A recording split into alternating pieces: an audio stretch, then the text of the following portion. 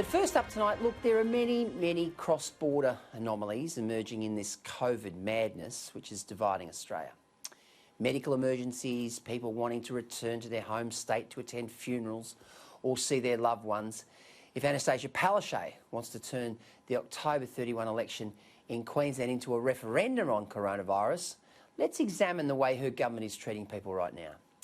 Regional families are pleading with states to adopt national COVID guidelines. A good example is the cross-border madness and the case of a Year 6 student being the only kid at his school unable to go home these school holidays.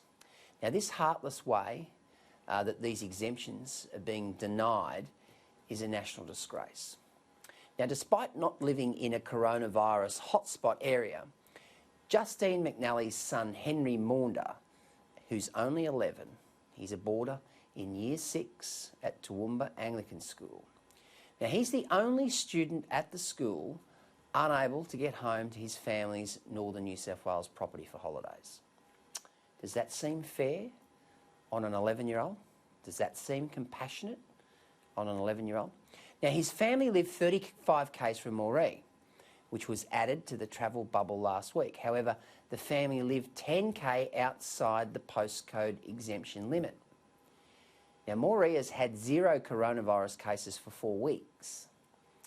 Any attempts to get this sorted through Queensland Health has predictably fallen on deaf ears. Henry says the COVID rules designed for the cities have not taken into account his school holiday routine. And this is one of many thousands of stories that we're hearing about falling through the cracks of an overly bureaucratic one-size-fits-all policy introduced by the Palaszczuk government. Now, it's the same policy that has turned Victoria into an economic basket case, and it's the same policy that makes WA a laughingstock. Please, Mark McGowan, just secede from the rest of us and get it over and done with. Political leadership in this country is about good policy and empathy. It's about getting it right for your people and showing compassion. It's about ensuring vulnerable 11-year-old boys can spend their holidays with their mum and dad, not be denied the opportunity at the stroke of a pen. Andrews, McGowan and Palaszczuk are destroying the Federation with their dictatorial policies. It's time for Scott Morrison to aim up and show them who's indeed the boss.